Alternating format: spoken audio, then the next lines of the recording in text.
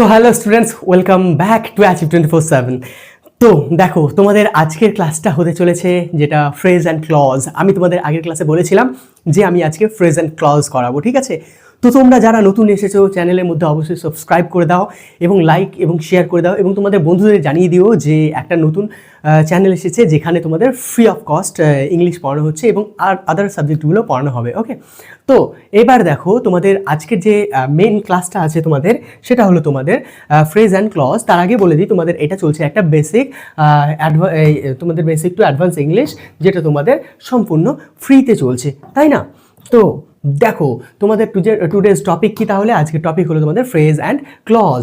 তো এই যে ফ্রেজ অ্যান্ড ক্লজ, এই জিনিসটা এত সুন্দরভাবে আজকে বুঝে যাবে, আজকে পড়ে নিবে যে তুমি সারা জীবন সেটা ভুলবে না। তো ফ্রেজ কাকে বলে এবং ক্লজ কাকে বলে, এই জিনিসগুলো তুমি আজকের ক্লাসটাতে একটু ভালো মতো দেখে নাও এবং ধ্যান দিয়ে দেখো। খুব তাড়াতাড়ি, মাত্র 5 মিনিটের মধ্যেই আমরা পুরো ক্লাসটা কমপ্লিট করে দেবো, ঠিক আছে? কিন্তু তোমাকে ধ্যান দিয়ে একটু দেখতে হবে। তাহলে হোয়াট ইজ ফ্রেজ?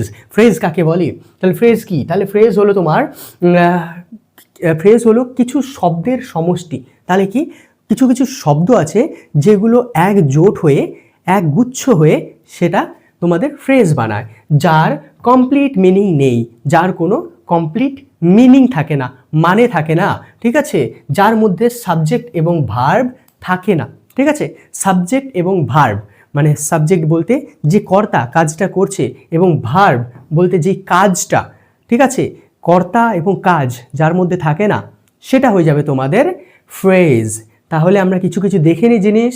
মনে করো লেখা আছে in the room, on the table, a beautiful flower. এগুলোর কোনো মানে বুঝলে? ইন দ্য রুম, এখানে রুমের মধ্যে কি, কে আছে, এখানে অনেক প্রশ্ন থেকে যাচ্ছে, তাই না? তো আমি যদি বলি তোমাকে যে দেখো রুমের মধ্যে কি দেখবে, তাই না? তো এখানে তোমাদের যেমন মনে করো লেখা আছে ইন দ্য রুম, তো ইন দ্য রুমের আগে কি করব? তাহলে আমি লিখতে পারি যে Rabi is sleeping in the room, তাই না? Rabi is sleeping in the room. তো এখানে ইন দ্য রুম এই কথাটা তো আছে, কিন্তু এখানে সাবজেক্ট কি আছে? যে তোমাদের কাজটা করছে সে সাবজেক্ট তো নেই, আছে? নেই। তো তারপরে ইজ স্লিপিং কি করছে? ঘুমোচ্ছে।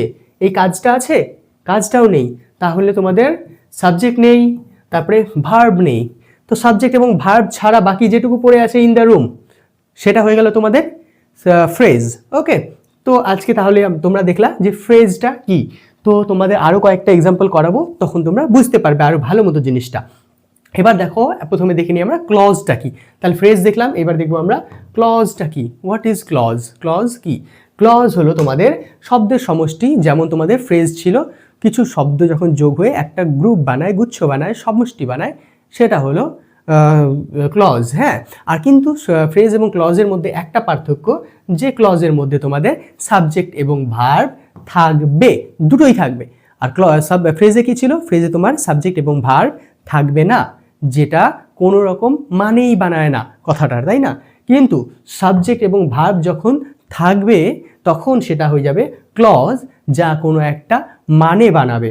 যেমন দেখো, সি ইজ প্লেয়িং, ঠিক আছে? সে কি করছে? সে খেলছে। তাহলে এখানে সাবজেক্ট আছে, ওকে, আর ভার্ব আছে, সি ইজ প্লেয়িং। তাহলে হয়ে গেল, সাবজেক্ট এবং ভার্ব দুটোই থাকবে বলেছে, তাই না? তো হোয়েন হি কেম, তারপরে যেমন এখানে দেখো হোয়েন হি কেম, যখন সে এলো। কে এলো? হি এলো। কখন কি করলো? এলো। আসাটা একটা কাজ, ওকে। তারপরে I know that he is honest, আমি জানি যে সে হলো কি? অনেস্ট, সৎ। ওকে, তো এই রকম টাইপের জিনিসগুলো মনে করো। আমরা আরও কিছু কিছু এক্সাম্পল নিয়ে নিই। মনে করো আছে তোমাদের যে দ্য অ্যাপল, মনে করো লেখা আছে the apple is falling from the tree. The apple is falling from the tree, ঠিক আছে? তো এখানে তোমরা বলো যে ফ্রেজ কি আছে, ঠিক আছে? তো এখানে ফ্রেজ কি আছে দেখো, এখানে তোমাদের ফ্রেজ আছে ফ্রম দ্য ট্রি। ওকে, কারণ এখানে দ্য অ্যাপল এটা হয়ে যাচ্ছে তোমার সাবজেক্ট, ইজ ফলিং এটা হয়ে যাচ্ছে তোমার ভার্ব। তো সাবজেক্ট ভার্ব ছাড়া বাকি যেটুকু থাকছে সেটা হয়ে যাচ্ছে ফ্রেজ, এবং সাবজেক্ট সেটা হয়ে যাচ্ছে এই জিনিসটা হয়ে গেল তোমাদের ফ্রেজ, ঠিক আছে? এই জিনিসটা হয়ে গেল ফ্রেজ।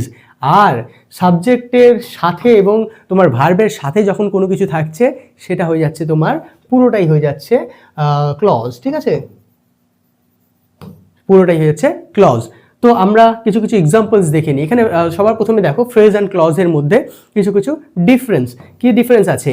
ফ্রেজে কি বলা হয়েছে? ফ্রেজে বলা হয়েছে তোমাদের no subject and verb, subject এবং ভার্ব থাকবে না, কিন্তু ক্লজের মধ্যে সাবজেক্ট এবং ভার্ব থাকবে, has subject and clause verb. তারপরে এখানে তোমাদের ইনকমপ্লিট সেন্টেন্স, এখানে মিনিংটা ইনকমপ্লিট হয়, কিন্তু এখানে তোমাদের মিনিংটা মোর কমপ্লিট বোঝায়, মোর কমপ্লিট আইডিয়াকে বোঝায়। তো প্র্যাকটিস একবার করো তাহলে তোমরা বুঝতে পারবে। মনে করো লেখা আছে আন্ডার দ্য ট্রি, গাছের নিচে, কোনো মানে বোঝালো? গাছের নিচে কি? কেউ শুয়ে আছে, কেউ বসে আছে, গরু ঘাস খাচ্ছে, কি? তো এটা যখনই কোনো মানে বোঝাচ্ছে না সেটা হয়ে যাচ্ছে তোমার একটা ফ্রেজ, অনলি ফ্রেজ, ঠিক আছে? অবশ্যই তোমরা কমেন্টে অ্যান্সার করার চেষ্টা করো, ঠিক আছে? তাহলে এটা হয়ে গেল তোমাদের ফ্রেজ। ওকে,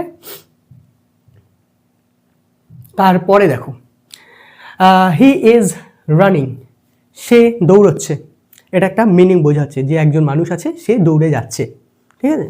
তো এটা হয়ে গেল তোমাদের ক্লজ, যার মধ্যে কি দেখবো আমরা? সাবজেক্ট অ্যান্ড ভার্ব দুটোই আছে। ওকে, তারপরে after the rain, after the rain, যখন এটা হচ্ছে after the rain, after the rain কি? বৃষ্টির পরে কি? সে গেল, সে আসলো, বিদ্যুৎ চমকালো, গাছ ভেঙে পড়লো, হাওয়া হলো, হাওয়া থামলো, কি হলো?